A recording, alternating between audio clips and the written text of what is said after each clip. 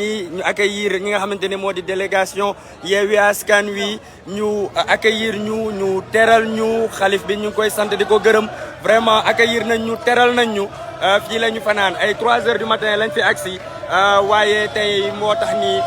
bu ñu yeewoo def ziar bu ndaw ci xalif bi moo tax leader yi génn nañ ni à 13 heures passées pratiquement 14 heures moo jot pour démarrer li nga xamante ni moom mooy caravane nationale leader Yewwi Askan Wi mu di jour 4 bi étape bi nga xamante ni moom la ñu jagleel Kaolack di leen wax ni bu ci kanamee war nañ mën a dem fi nga xamante ni moo di Kaffrine war a àgg itam tey Tamba tey muy journée bu 10 à 10 bu tàng lool itam ndax dina tàng ndax zone bi dafa tàng waaye détermination ak engagement leader Yewwi Askan Wi ànd ci ak seen ay militants ak ay sympathisants fas yéene nañ doxal ci loo xamante ni comme démb ni ñu def Mbour vraiment toj nañ ko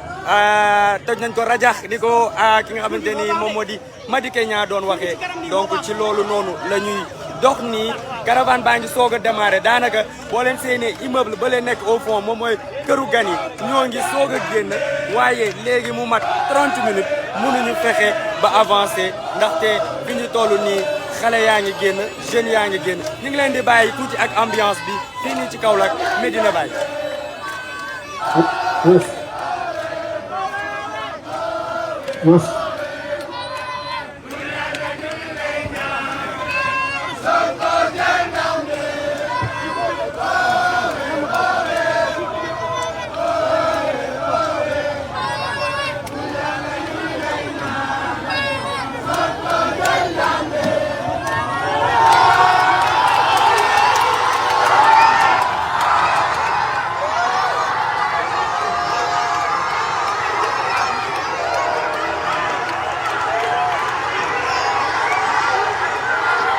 asalaamaaleykum ci Kaolack di nuyu waa gars yi ma ne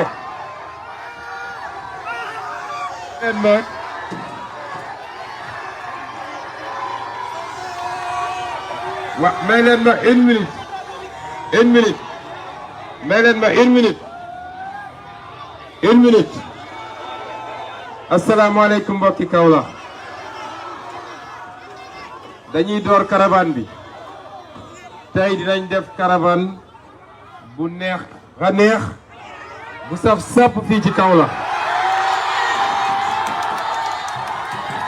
tey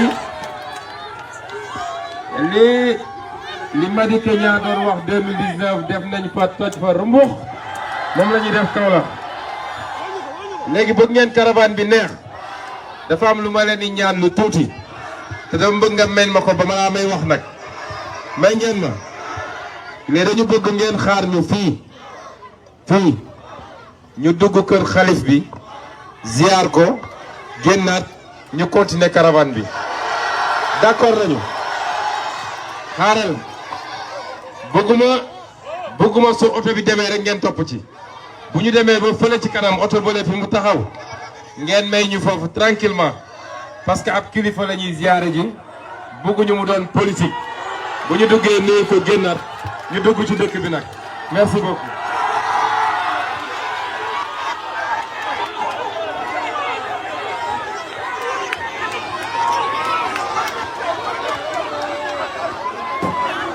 waaw mi ngi noonu le message de Ousmane Sonko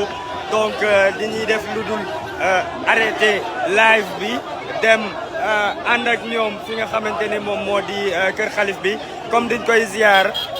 après dinañ leen teftonteel ay images yu jóge foofu noonu comme ni ko kilifa ga waxee rek mobilisation bi day arrêté ñu bàyyi ñi nga xamante ne ñoom ñoo war a dem foofu ñu dem foofu ñu ngi dellu si waat tout à l'heure ci caravane bi comme ni mu ko waxee tey Kaolack diñ koy toj rumbax kon noonu la jërëjëf on revient tout à l'heure en direct sur la page du président Ousmane